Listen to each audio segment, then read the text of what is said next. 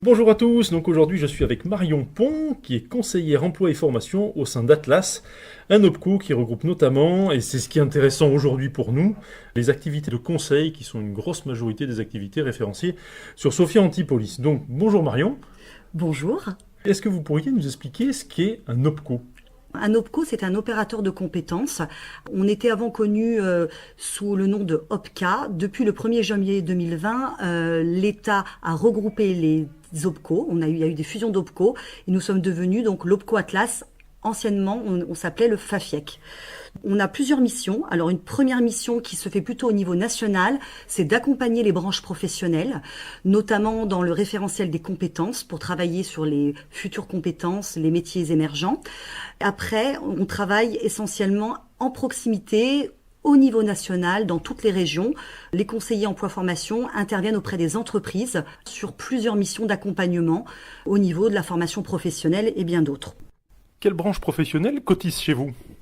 Alors, on a environ 15 branches professionnelles qui cotisent chez nous. En fait, ça représente 5 grands secteurs d'activité. Donc, le secteur d'activité du numérique, qui est la branche bureau d'études, ingénierie et conseil. Ça, c'est une grosse branche professionnelle, anciennement FAFIEC. On a ensuite le secteur de la banque et des finances. Le secteur de l'assurance, où là, vous allez retrouver les courtiers en assurance, les sociétés d'assistance, les agents généraux d'assurance.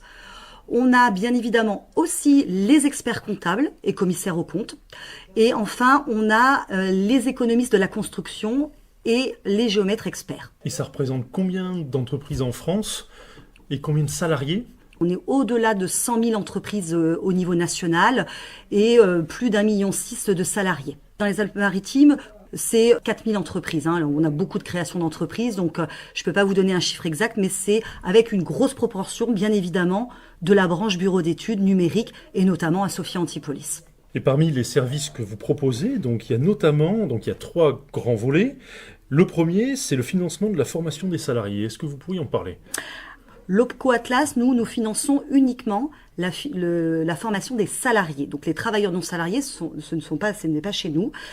Chaque branche professionnelle, en début d'année, définit et soumet des critères de financement sur les formations. Donc ces critères sont votés au conseil d'administration d'Atlas en janvier de l'année civile et permet ensuite comme ça aux entreprises de pouvoir utiliser des budgets chez nous pour pouvoir financer le développement des compétences de leurs salariés. Donc ça peut être dans toute activité ou tout volet, ça peut être, du commercial, de la gestion, de l'ingénierie. Complètement. Ce qui est important, c'est que pour des raisons de qualité, nous ne finançons que des formations dispensées par des organismes de formation qui sont certifiés Calliope. Ça, c'est vraiment la condition. Ça peut être vraiment dans différents métiers, des métiers très techniques comme des métiers transversaux, dans les métiers de commercial, vraiment liés en fonction de la branche professionnelle. Et en fonction, donc en fait, vous faites du cas par cas.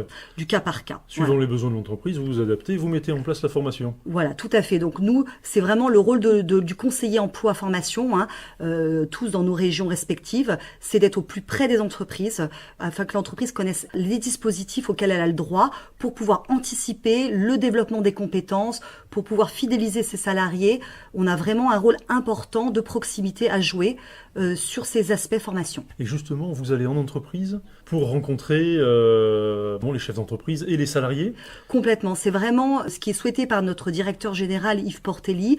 C'est cette proximité auprès des entreprises, quelle que soit leur taille, et je dirais aussi bien les grandes entreprises que les petites entreprises, qui n'ont pas forcément le temps nécessaire. On sait que tout ce qui est lié à la formation professionnelle évolue énormément. Donc nous, on est vraiment là pour les accompagner au plus près de leurs besoins.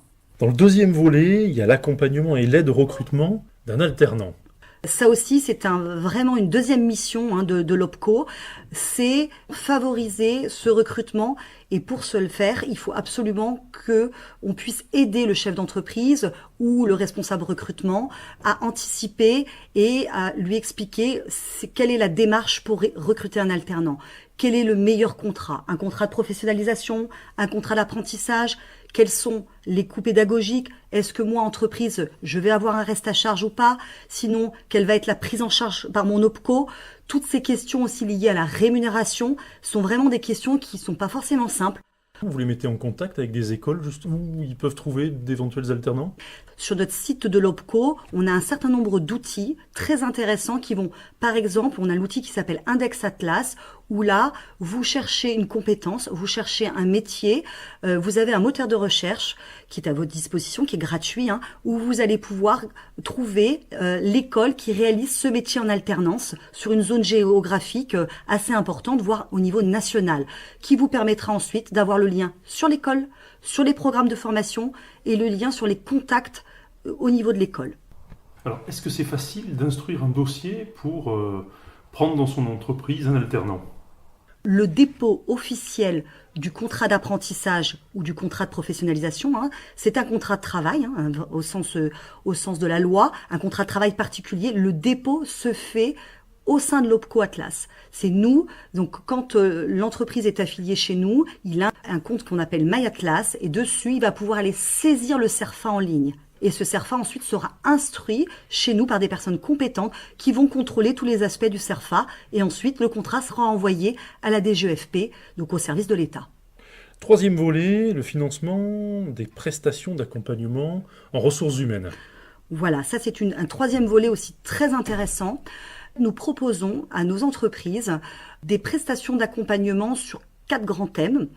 On propose aux entreprises un accompagnement, par exemple, si l'entreprise souhaite faire un point sur ses compétences, a besoin de monter un référentiel de compétences, a besoin de travailler sur des fiches de poste qui n'existent pas, notamment pour les petites entreprises, a besoin à un moment donné de conseils sur comment je mène un entretien professionnel. Et l'OPCO finance une partie de cette prestation, voire même pour certains domaines à 100%. Comment ça se passe concrètement ?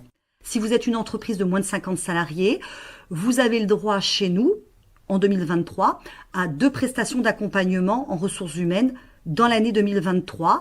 Et vous aurez, les prix ont été négociés. Le prix journalier d'intervention est de 1 250 hors taxe jour maximum. L'OPCO prendra en charge 80% de ce coût. Donc il y aura 20% à la charge de l'entreprise. Ce qui est pas une somme très importante et ça peut vraiment donner un coup de pouce à l'entreprise qui n'a pas peut-être en lui des compétences RH, qui a besoin de structurer sa fonction RH, qui a besoin aussi par exemple de travailler, on a eu beaucoup ça avec suite post-Covid, travailler sur un accord télétravail. Dans le volet accompagnement, il y a aussi la POC, donc la préparation opérationnelle collective. Est-ce que vous pourriez nous en parler ? Alors la POC est un dispositif que nous finançons avec Pôle emploi. C'est un dispositif qui est très intéressant lorsque les entreprises peinent à recruter sur certains profils. Régulièrement, le conseiller emploi formation que je suis se réunit avec Pôle emploi au niveau local et on regarde sur les besoins de compétences des entreprises en termes de recrutement. Quels sont les métiers en pénurie ? Pôle emploi aussi regarde son vivier de demandeurs d'emploi. On va faire une sélection de ces demandeurs d'emploi, bien évidemment, sur leur motivation, sur leurs soft skills et sur, bien sûr, des prérequis techniques. Et nous, OPCO Atlas, on va financer un programme de formation de 399 heures.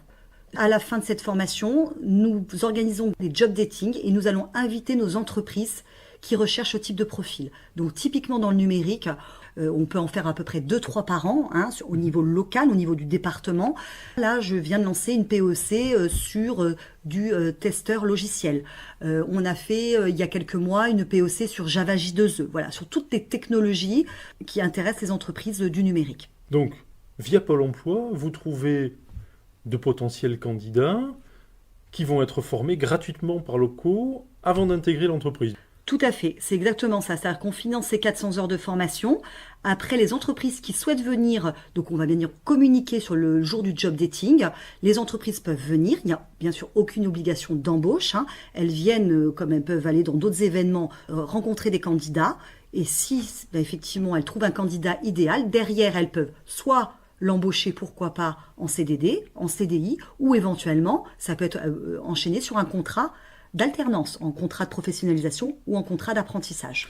Et la personne qui est à Pôle emploi, qui va suivre ces 400 heures de formation, il aura quel statut ? Il sera toujours demandeur d'emploi ? Il sera stagiaire ? C'est une très bonne question. Il sera rémunéré par Pôle emploi et effectivement, il sera stagiaire de la formation professionnelle. D'accord. Et donc, à l'issue de ce stage, l'entreprise choisit de l'embaucher en CDD, CDI ? Vraiment, le but, c'est dynamiser le territoire. Donc, on a vraiment une excellente relation de partenariat avec Pôle emploi et on essaye au plus près de nos régions. Donc ça, ce programme-là est dupliqué dans toutes les régions au niveau de la France. Et moi, voilà, je travaille avec Pôle emploi Nice, avec Pôle emploi Antibes. On s'est réunis avec les conseillères entreprises et on essaye de faire des programmes, de lancer ces PEC de manière la plus pertinente possible pour mettre en adéquation les besoins de nos entreprises et les demandeurs d'emploi. Et à l'heure actuelle, les métiers en tension dans le 06, quels sont-ils ?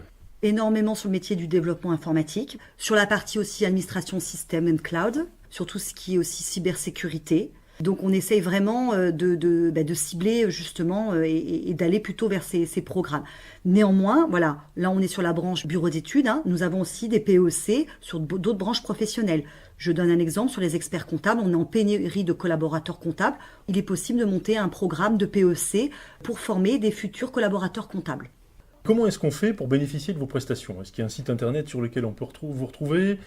Il y a deux possibilités. Nous avons un site qui se nomme www.opco-atlas.fr où là vous allez retrouver toute notre offre de services dont je viens de vous citer les 3 volets, et notamment aussi les critères de financement pour chaque branche professionnelle.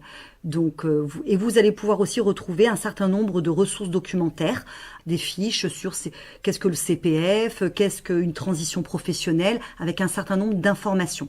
Vous avez aussi un numéro entreprise. Si vous ne connaissez pas votre conseiller emploi formation de proximité, vous avez un numéro entreprise qui est le 01 43 46 01 10, où là vous allez avoir un premier niveau de conseil et la personne que vous aurez au téléphone va vous demander de quelle région vous êtes, quel est votre code adhérent et ne manquera pas de vous donner l'adresse mail de votre conseiller en proximité afin de prendre un rendez-vous en présentiel ou en visio ou par téléphone. Eh bien écoutez, en tout cas, merci beaucoup et à bientôt. Avec grand plaisir et je vous souhaite une très bonne fin de journée.